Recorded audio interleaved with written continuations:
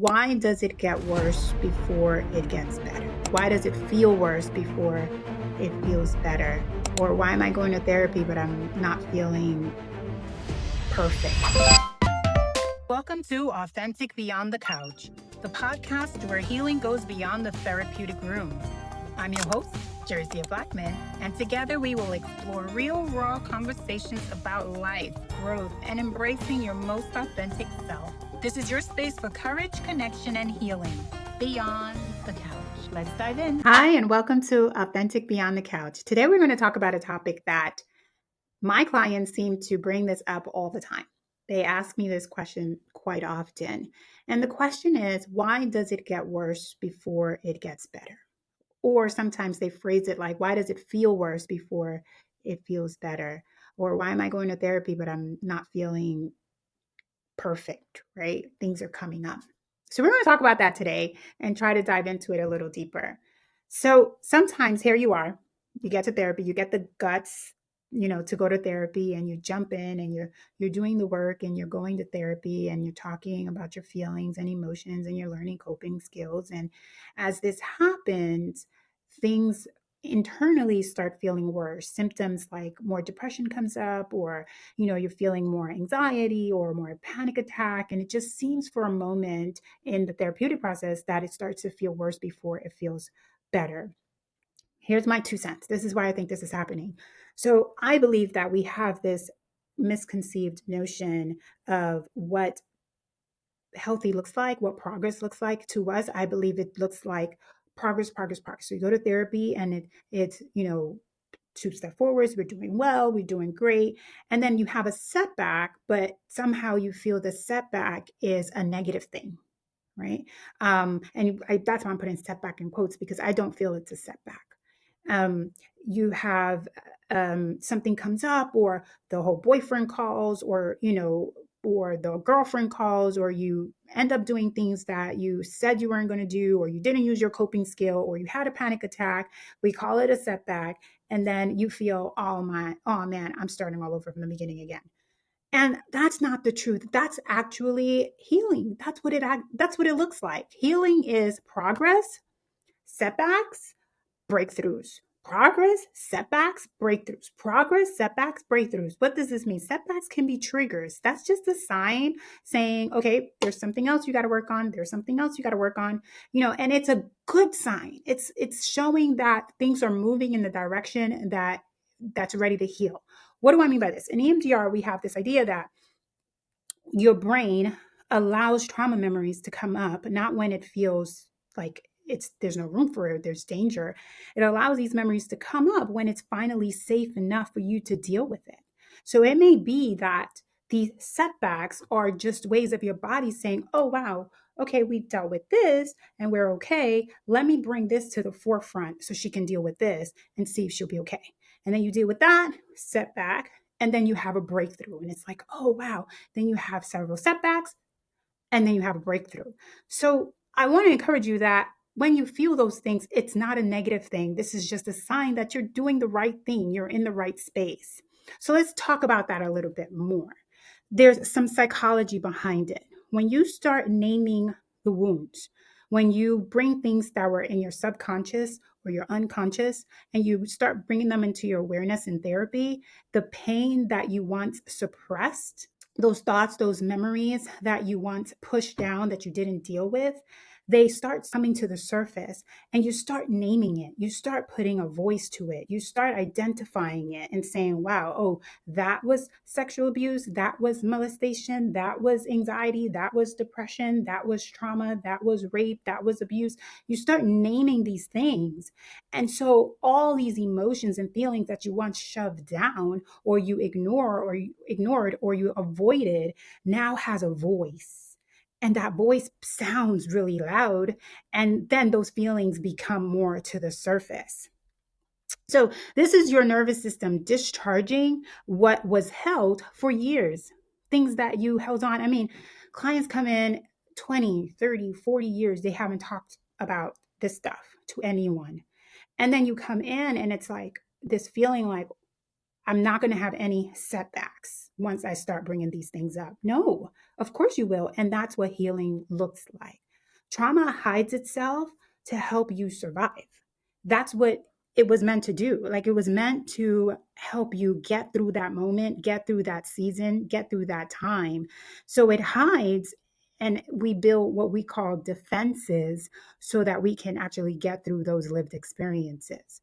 There's a scripture in Ephesians 5:13. It says, everything exposed to light becomes visible.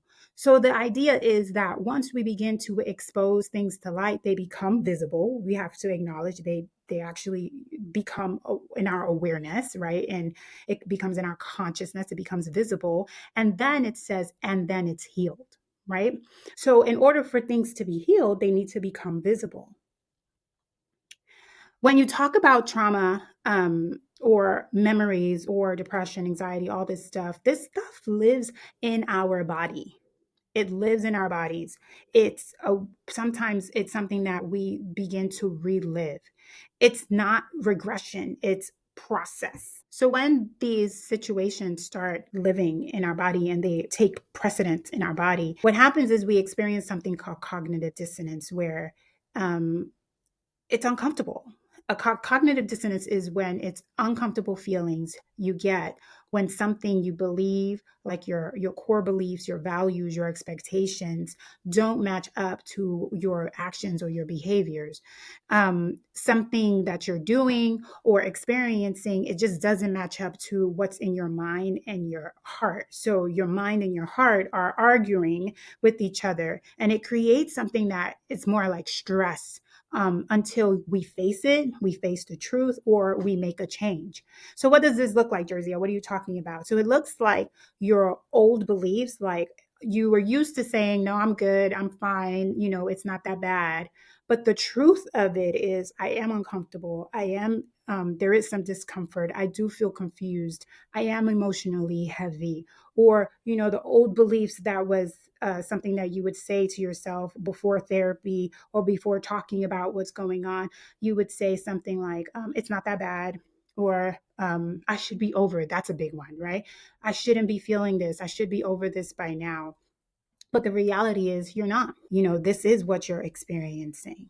This is what you're going through. So, cognitive dissonance is an inner conflict we feel when what we're doing doesn't match with what we believe we should be doing. And for us Christians, sometimes cognitive dissonance can sometimes be labeled as tension or sin, but often it's simply just emotional and psychological trauma. It's signals and signs in our bodies. It's not a moral failure. Well, what you're talking about, Jerzia, let's get some examples in the Bible. Let's look at Paul. Paul in Romans 7:15, Paul describes himself that I find myself doing things that I ought not to do. And I hear this preached so many times. And the idea is that it must have been something wrong that Paul was doing or sinning in some sort.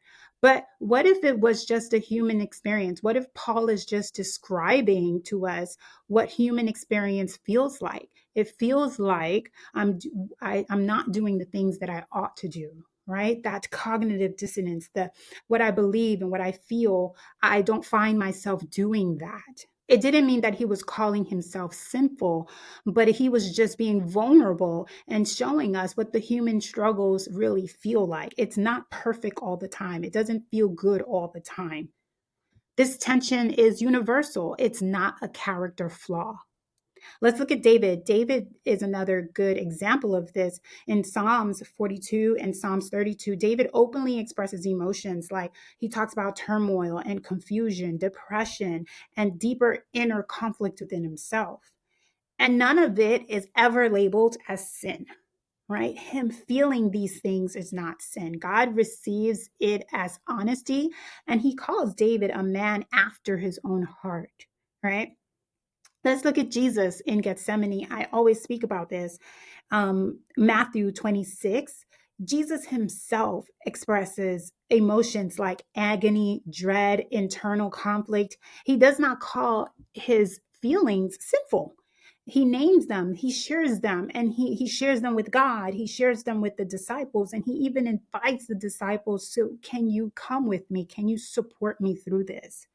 And I really believe that that's what God wants us to do. He says, be anxious for nothing, but in prayer, make your requests be made known unto God. He's telling us that, yeah, you're going to feel this thing, but when you do feel it, this is what I want you to do. Right? He said, just like Jesus did, he shares it with the disciples and he invites them to come with him, carry this with him. Let's look at Jesus and Lazarus at the tomb. When Jesus was at Lazarus's tomb, Jesus didn't say, "Oh, I'm good, oh, I'm good, it is well." No, he was crying. He cried, everything. He allowed himself to feel it, and that's what he expects from us. Let's look at Jesus in Gethsemane. Jesus himself experienced what he said: emotional agony, dread, internal conflict, and he does not call this sin. He says in chapter Matthew 26, he says, my soul is overwhelmed with sorrow to the point of death. That's emotional turmoil.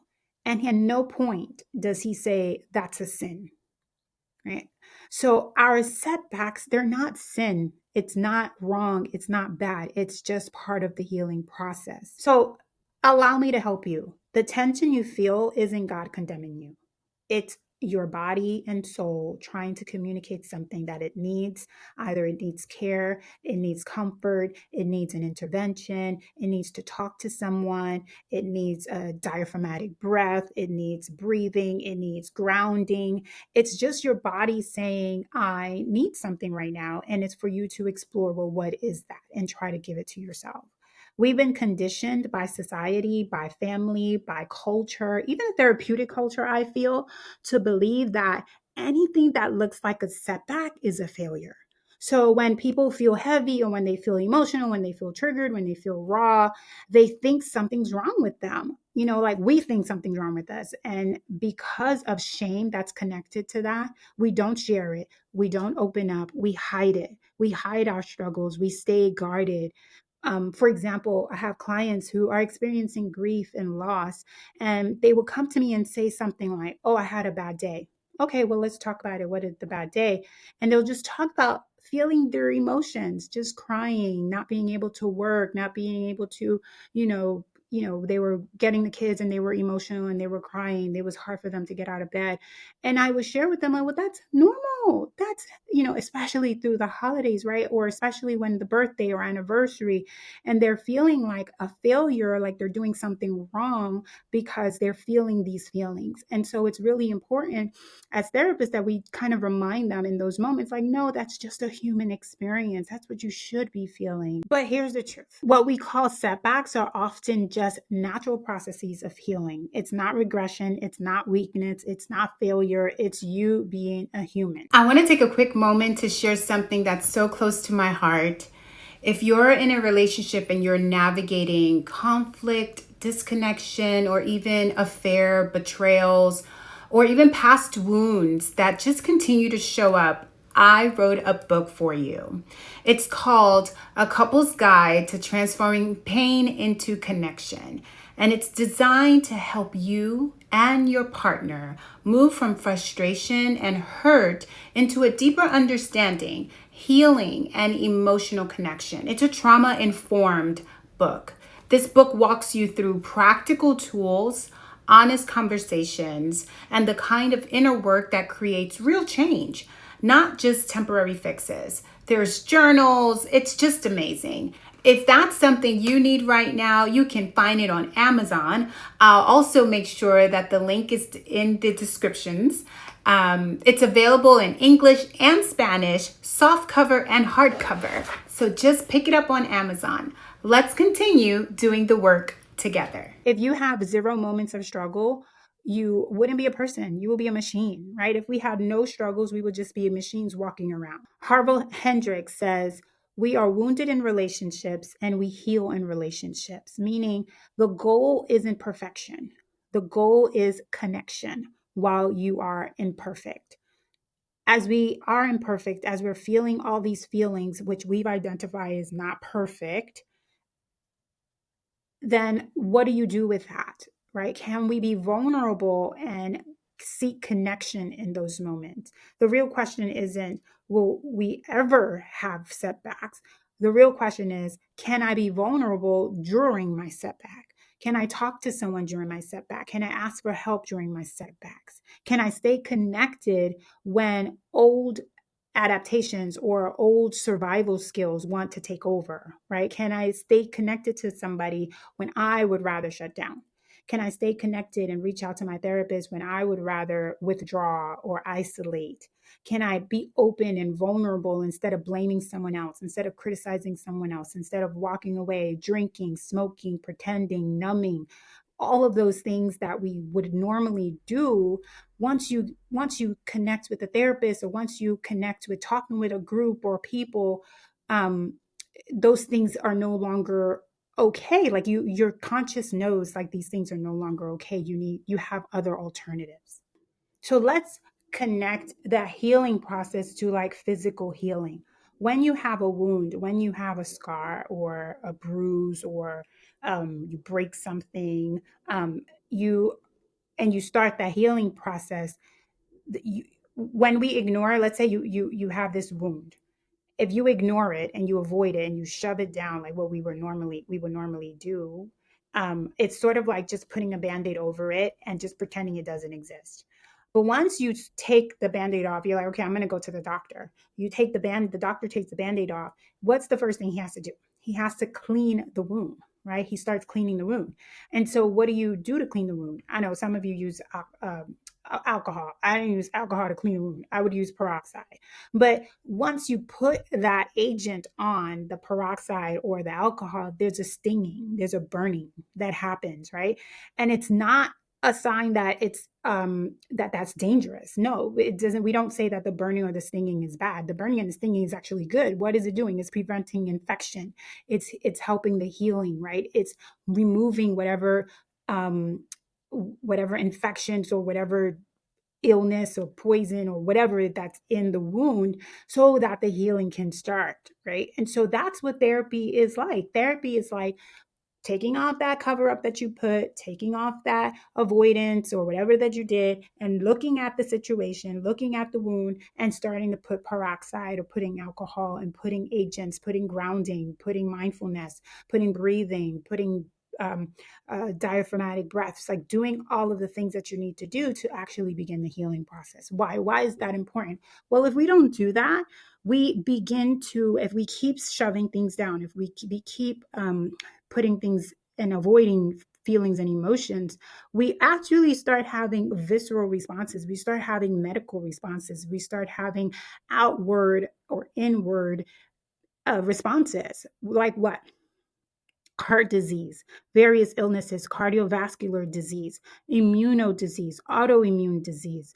And I'm not a doctor. I'm not saying I'm a doctor. I'm just talking about from my experiences, from me personally, from clients. Irritable bowel syndrome is a big one, really a lot of gut issues, stomach pains, indigestion, um, panic attacks, chronic pain, muscle aches, headaches, migraines. All these things happen because we're just shoving things down and not dealing with them. Trauma is stored in our bodies, it's stored in our stories. The goal of therapy is that we bring up these wounds with an adult capacity, with adult tools that you will learn from your therapist, and in a therapeutic safe space. So you rewire the brain, you retell the story, and it changes the feelings and the emotions connected to the story while you're doing it in a safe space. Therapy uncovers what you've survived by avoiding. Confronting those wounds allows you to transform them. So you know that the idea in my podcast is for me to be transparent and to tell you, if you haven't listened to the previous episode, I hope you do that. But I talk about how when I went to therapy for the first time, how my therapist began telling me things that he was like, oh, this is trauma. This is trauma.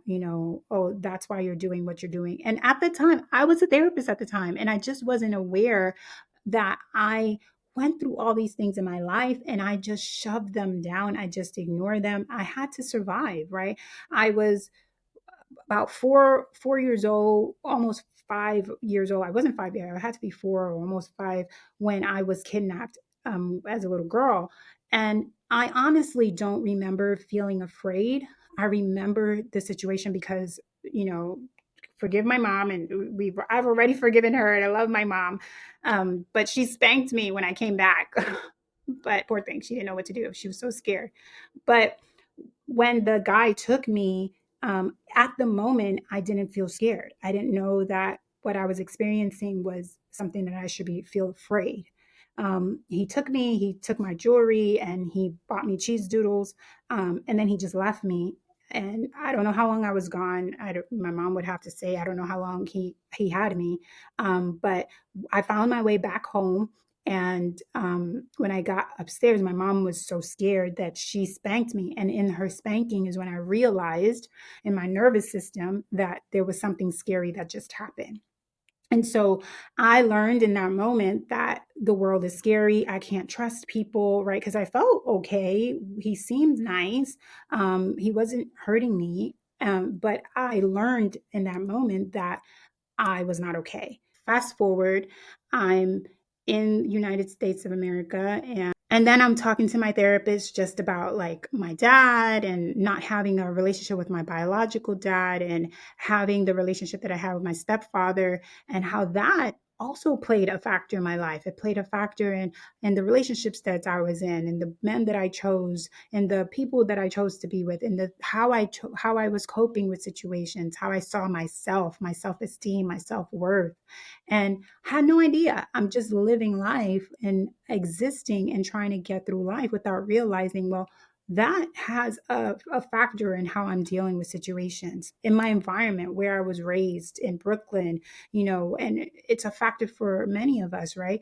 Some of us were raised in situations that we weren't in rich, posh neighborhoods, right? We were raised in the ghettos or wherever. So that also plays a factor in how you see the world. Um, Sexually molested when I was younger, also went through church hurt and emotional hurt, and went through a termination of pregnancy because of shame and guilt that I was feeling when I became pregnant before marriage. So here I am in therapy. I went for one thing that was not connected to anything that I just named. And um, he starts unraveling. He starts uncovering, he starts digging and asking me questions. And I can speak to you now of all those things that I went through because post therapy. But prior to that, I thought I was good. I was, functioning at work really well. I was doing a supervisor, I was supervising staff. I had many departments under me. I was in school, doing really well in school, graduated A's, A plus, B's. Um, Got my master's degree. I was really functioning. I was a mom. I think I was a pretty good mom. I was a wife. Functioning in church, in ministries, doing all kinds of stuff. And I could go on and on, everything I was doing. But I was not aware that all these things, all these emotions, all these things I was pushing down. So here I am in therapy. I've learned coping skills, what defenses. I learned how to get through. I learned how to survive. And then he starts peeling these layers off, and I'm feeling worse than I was when I started, because now I'm looking at this and it's like, that you were kidnapped. Do you know what that does to your nervous system? You were molested. You know what that does to your nervous system? And I'm like, what? Like, I came here because I was anxious, not all this other stuff.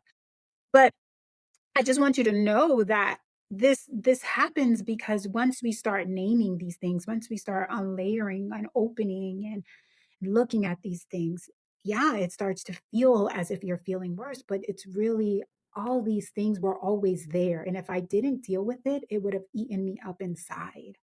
And so once I finally got to therapy and I got to a safe space where I can identify these things, I can name them, I can cry. I mean, I had sessions where I would just cry and cry. I had sessions where I was in shock, like, wow, I never looked at it that way. I never felt about that way. And then healing. And then so as I uncover things, that was another layer, and it's came up so that it can be healed. And then talking about daddy issues, and now I can speak to girls about daddies and their fathers and not having fathers in their life. But if I never dealt with that and I just shoved it and was like, I'm good, I would have never been in a space where I am today.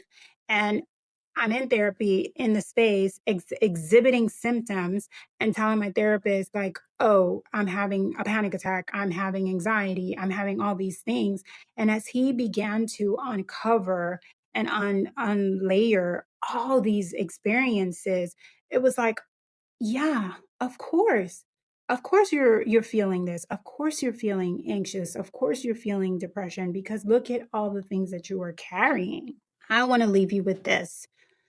As you go through, if you make the step to talk to someone, it doesn't have to be going to a therapist. I hope you go to a therapist. I feel like everyone should go to a therapist. Everyone should have a therapist. Everyone should have somebody that we're checking in with.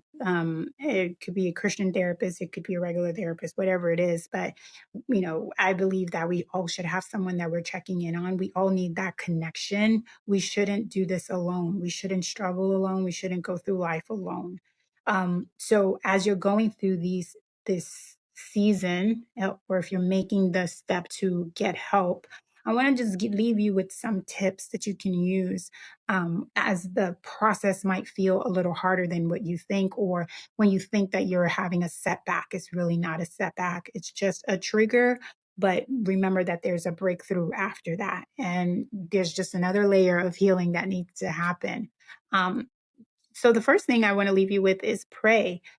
We are all spiritual beings, whether you worship God or not. I personally do. But we're all spiritual beings. So pray whatever you believe in. It doesn't have to be fancy. It doesn't have to be full of theology or anything like that. Just say, hey, God, I need you.